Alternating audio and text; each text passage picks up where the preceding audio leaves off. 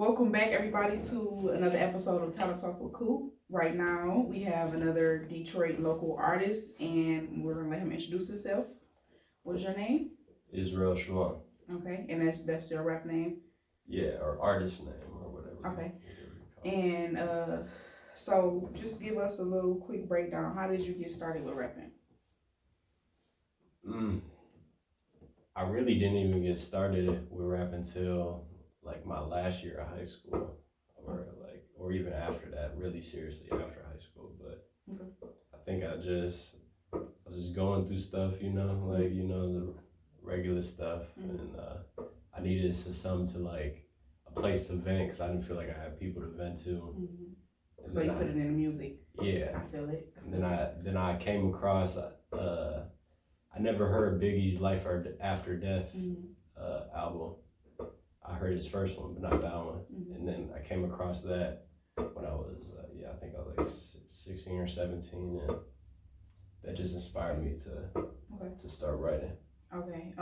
Quick question before I get sidetracked. So do you feel like rap is like poetry? Do you think you will be able to write poetry? Is it similar? Yeah, ever since I was little, I used to write like poetry or like stories and just because it's all one and the stuff. same. Yeah, right? yeah. Okay. So what kind of music do you make, and what audience are you targeting when you make that music? I mean, I would say my music really there's I have even a lot of stuff I haven't released that just sounds so many different ways, but my music is really, it's kind of like a yin and yang type of thing. So I got like a dark side of my music and then like a light side of my music. Okay. And I'll say the dark side is more that like them hard hitting 808s, like them piano melodies, stuff like that. But then my light side is more of like guitars, like acoustic, electric guitars, like almost an alternative, but with the 808s. Okay. So all of your music just vented music, or is it just some of everything mixed? I mean, I'd have to say it's a lot of venting for sure. Okay. But no, I do try to always bring myself back to a place where I can just have fun. Because sometimes when you can feel like something a job when the people who connect to your music are there for what you're saying, but sometimes you gotta just let loose, have fun, not really care about everything you saying, just saying what's on the dome, off the dome. So what is one of your favorite songs personally that you came out with? One of my favorite songs, I'll probably have to say the Sky Might Fall song, just because that was like after a really like traumatic time in my life, and that song kind of like, it wasn't only like a message I wanted to send to people, but it was like something that really helped me like get down from rock bottom, or get up from rock bottom, and like crawl out of that place, you know what I'm saying? Like, okay. So I write poetry, and like I said, like you said, most of my poetry is from me venting, like just getting stuff off my chest. So what inspires you? Like how do you come up with a song? Like the title, the lyrics, like what is it, just everyday life, or?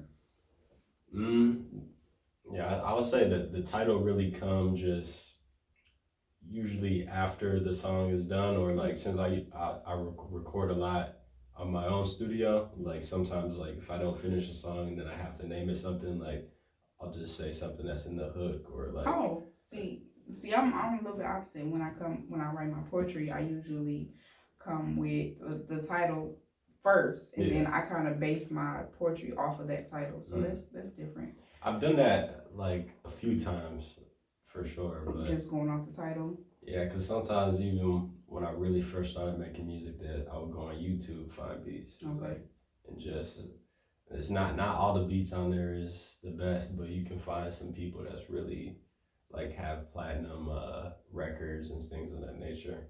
And I would just go off of like the name they would use, and it would like spark creativity too. especially when I first started. Yeah, that's dope.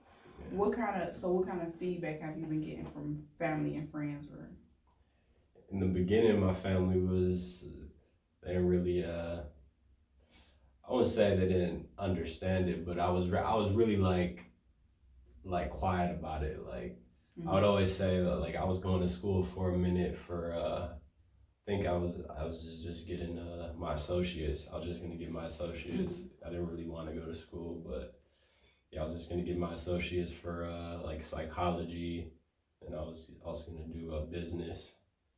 But then yeah, no, I would say it just came to a point where it was just like I felt like the school and just working and everything was just taking so much time from what I really wanted to do. And since like how I started was like music was like that thing for me to like, you know, vent too. So once you take that away, it's like your mind can get all, you know, misconstrued and everything. So yeah, I just had to really get myself focus on something, and I'm all in. So as an artist, do you consider yourself a rapper or a singer? I would just say I would say an artist. Just an artist in general. Yeah. So what are some things that you find yourself struggling with? Me on the outside looking in, I just find like hearing feedback from peers and friends.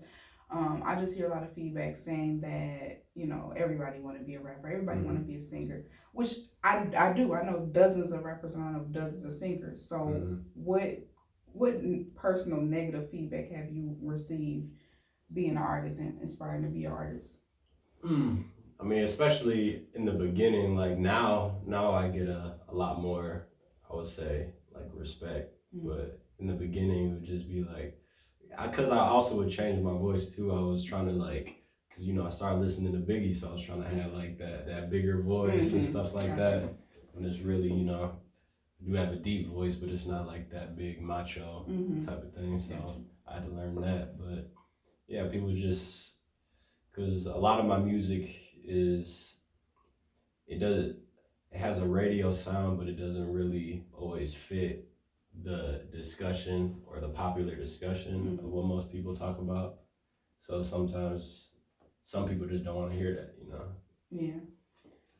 Everybody got stuff to say though too. Like, yeah. I mean, and I don't like the negative comments when people say everybody want to be artists, because the people who want to be artists, I feel like that's what they like to do, and that's, you know, I feel like they have that talent that they see for themselves, and everybody else just haven't seen it yet. Like you said, it took a minute for people to start realizing that you was actually a good artist. Yeah, for sure. So when you make your music, are you targeting a certain age range of fans, or? Really, I wouldn't say I'm targeting.